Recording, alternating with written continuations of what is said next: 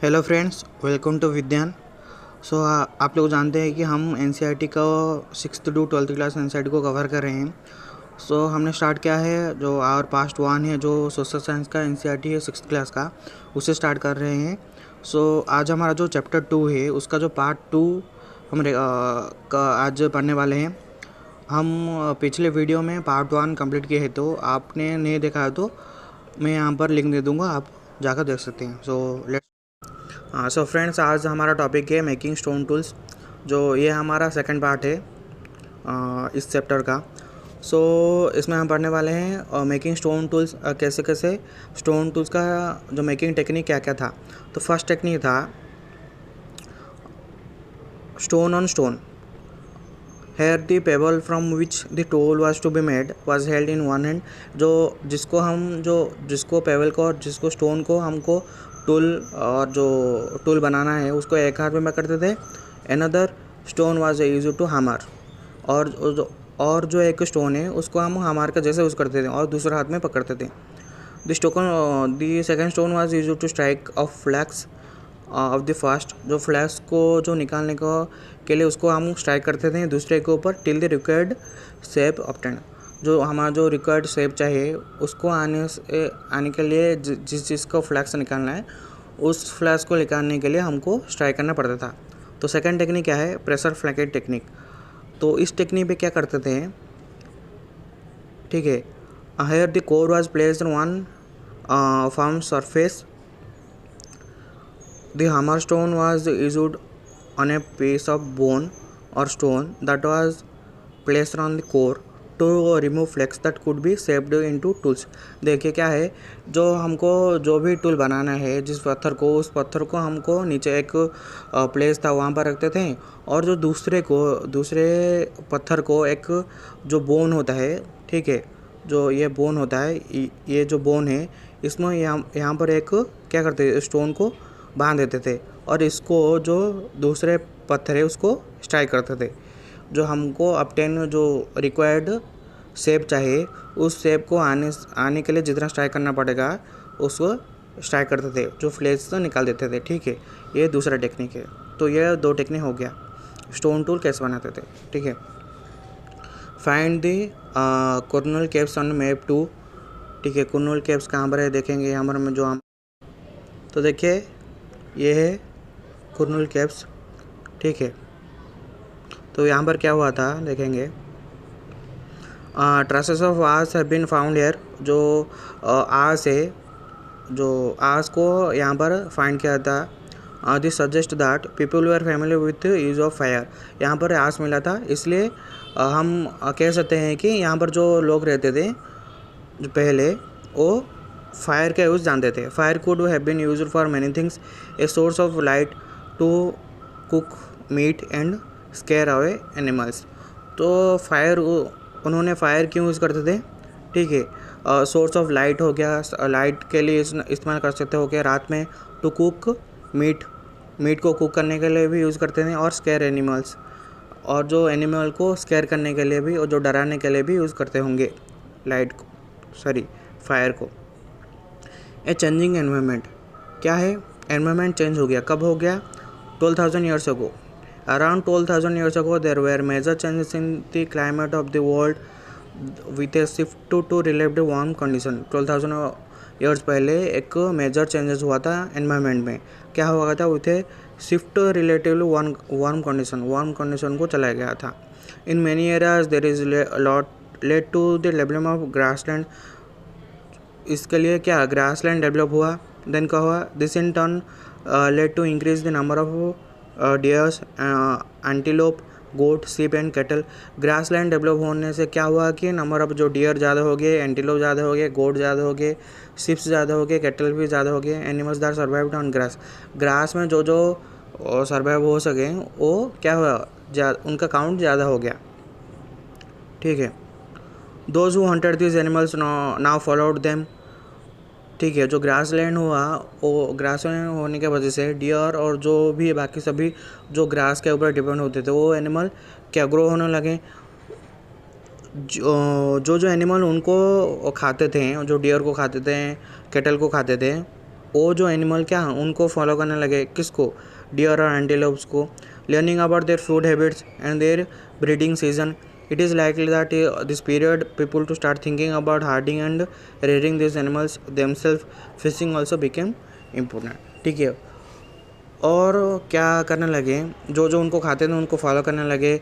Learning about their food habits, वो क्या क्या खाते थे, क्या लर्न करने लगे, सीखने लगे. देयर ब्रीडिंग सीजन कब कब जो बच्चे पैदा करते थे उसके ऊपर जो आइडिया लगाने लगे.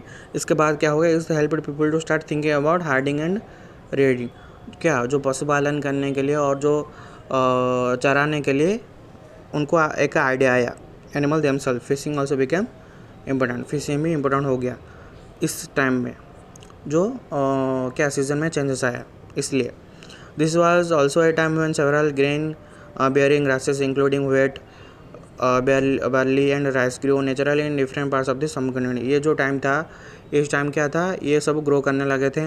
Men and women, children probably collected these grains as food, lived where they grow, and when they ripened, this may have led them to think about growing plants on their own. ठीक है, जो men and women और children थे प्रोबाइल collected, वो collect करते थे इस क्या जो फूड को, ग्रेन्स ऑफ फ्रूट को, क्या व्हीट, बार्ली एंड राइस, वो अपने आप ग्रो हो गए थे.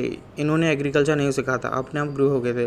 वो जो ग्रो होने के बाद ये सब देखेगी कैसे ग्रो होते हैं. ठीक है, कब जो फल उनका होता है कब पचता है. ठीक है, और कहाँ कहाँ पर ग्रो करता है, किस किस मिट्टी में ग्रो करता है, ये सब देखने लगे और उसको कलेक्ट करने लगे. ठीक है, नेम्स एंड डेट्स क्या है इस टेबल में. Archaeologist have given lengthy names for the time that are studying. They call earliest people the palaeolithic. They comes from 2 words. ठीक है, यहाँ पर पैलियोलिथिक एज के बारे में दिया गया है. तो क्या है पैलियोलिथिक एज. पैलियोलिथिक का मीन्स है, palaeo means old and lithos mean stone. क्या जो ओल्ड स्टोन जो यूज़ करते थे उनको पैलियोलिथिक यूज़ करते थे. पैलियोलिथिक क्या किस ईयर तक, किस ईयर 2 मिलियन ईयर्स से गो टू 12,000 ईयर्स को, 2 मिलियन ईयर्स से 12,000 ईयर्स तक पैलियोलिथिक एज था. The long stretch of time divided into lower, middle and upper Palaeolithic. वो पैलियोलिथिक एज को हम 3 तरह से डिवाइड करते हैं, lower, middle and upper Palaeolithic. This long span of time covers 90% of human history. Human history का जो 99% है वो क्या है, पैलियोलिथिक एज कवर करता है. ठीक है,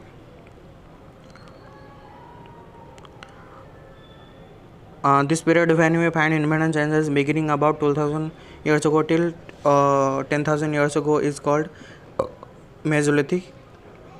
ठीक है, जो जो एनवायरमेंट चेंज हुआ 12,000 ईयर से 10,000 ईयर्स तक, हमको क्या कहते हैं, उसको मेसोलिथिक कहते हैं, middle stone age. Stone tools found during this period are generally tiny and are called microlith. जो जो स्टोन टूल यहाँ पर हम आर्कियोलॉजिस्ट फाइंड किए हैं वो क्या दरअसल क्या होता है, टेनी होता है, छोटा छोटा होता है. इसको लिए हम क्या कहते हैं, इसको माइक्रोलिथ कहते हैं. Microlith were probably stuck on to handles on bone और wood, make tools such as saws and sickles. At the same time, older varieties of tools continued to be in use. ठीक है, यह जो टिनी stone था वो क्या एक bone के साथ और एक वुड के साथ मिलता था. ये जो टाइम था वो जो ओल्ड स्टोन भी यूज़ करते थे लोग. The next new stage about 10,000 years ago is known as neolithic. विलियन न्यूलिथिक चैप्टर 3. हम नेक्स्ट स्टेज क्या है, 10,000 ईयर्स के बाद जो पहले नेक्स्ट स्टेज क्या आया, न्यूलिथिक एज आया. इस न्यूलिथिक एज को हम चैप्टर 3 में पढ़ेंगे. We have also mention the name of some places. We will find the names many more places in the later chapter. Very often we will use present days names of places where people live in the past because we don't know about they called them. ठीक है, हम अब जो places को जानते हैं उस places के नाम पर ही हम उनको जो नाम दिया है, पहले वो लोग क्या बुलाते थे उस प्लेस को हमें नहीं पता कुछ भी. ठीक है, नेक्स्ट क्या है, rock paintings and what the tellers. Many of this caves in which this early people lived have paintings on the walls. Some of them best examples for Madhya Pradesh and southern Uttar Pradesh. This painting show wild animals drawn with great accuracy and skills. ठीक है, हाँ, हमको कहाँ पर एक wall paintings मिलता है। तो वॉल पेंटिंग्स क्या क्या कहाँ मिला है, मध्य प्रदेश एंड उत्तर प्रदेश में। This paintings also wild animals drawn there great accuracy skills. यहाँ पर कुछ कुछ वाइल्ड एनिमल्स का पेंटिंग मिला है हमको। ये एक क्या है, ये एक वॉल पेंटिंग है, ये एक ह्यूमन है, ये एक एनिमल है। हमको पता चल गया है कि ये ह्यूमन एनिमल को पकड़ के लिए दौड़ रहा है। Who did what? We often seen that earliest people hunted, gathered plant produce, made stone tools and painting on cables. earliest people क्या करते थे, हंटर एंड गैदर थे, और जो प्लांट जो प्रोड्यूस को गैदर करते थे, मेड स्टोन टूल्स, और जो स्टोन टूल्स को यूज़ करते थे, and painted on cave walls में पेंट करते थे। ठीक है। Is there any way finding out whether women hunted और man made stone tools, whether women painted or men gathered foods and nuts? हम कैसे जान सकते हैं कि क्या करते थे, वुमेन पेंट करते थे या वुमेन स्टोन टूल्स बनाते थे, या मेन पेंट करते थे और वुमेन स्टोन टूल्स बनाते थे, या मेन जो हंटिंग के लिए जाते हैं या वुमेन हंटिंग के लिए जाते थे? हमको ये इसके बारे में कुछ भी नहीं पता। ये यहाँ पर दो पॉसिबिलिटी हो सकता है कि is like what both men and women have done many things together. men and women मिलके जो सारे काम किए होंगे. It is also possible that some tasks were done by only by women and others only by men.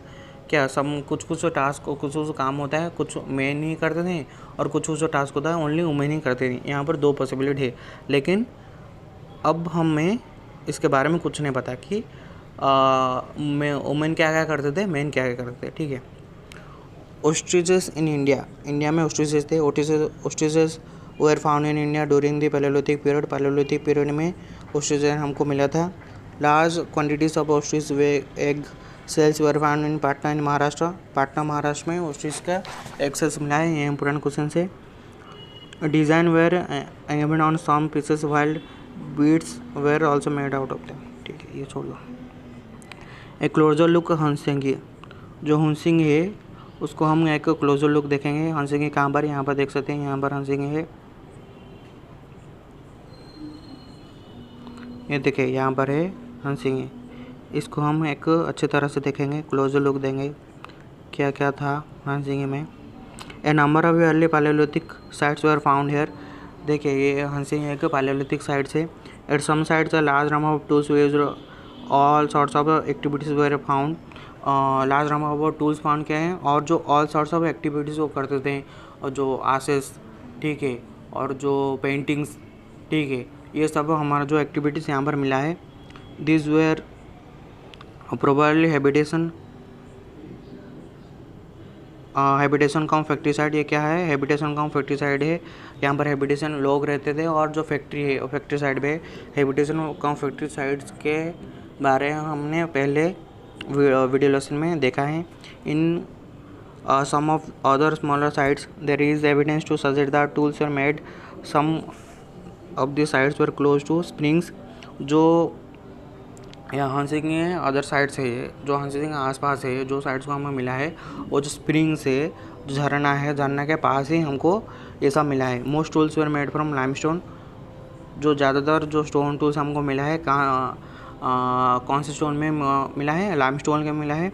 Which is locally available. जो locally available limestone, उससे stone tools हमको मिला है. तो यहाँ पर ख़त्म हो गया हमारा सेकेंड चैप्टर. हाँ, हम नेक्स्ट क्लास पे जो उसका थर्ड चैप्टर डिस्कस करेंगे. अगर हम अभी हमारा जो चैनल सब्सक्राइब नहीं किया है, जो भी सब्सक्राइब कर लीजिए, और जो हमारा टेलीग्राम चैनल है उसको भी ज्वाइन कर लीजिए. तो आज के लिए इतना ही. Thank you.